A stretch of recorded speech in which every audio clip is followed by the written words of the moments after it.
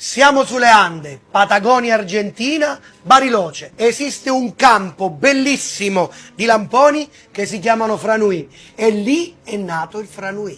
Noi ne abbiamo fatto la nostra versione. Ingrediente principale il lampone, stavolta sarà una polpa di lampone al naturale. Temperiamo i nostri cioccolati, bianco già fatto, tocco al cioccolato al latte.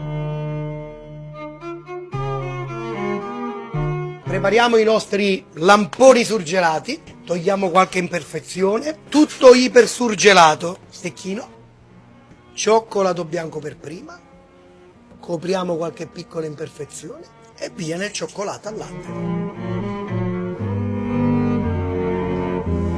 I nostri franui alternativi sono pronti, non ci rimane altro che dal surgelatore lasciarli qualche minuto fuori affinché raggiungano una temperatura tra i 4 e i 0 gradi, per fare in maniera tale che quando li andiamo a mordere troveremo lo schiocco del cioccolato e il liquido del lampone.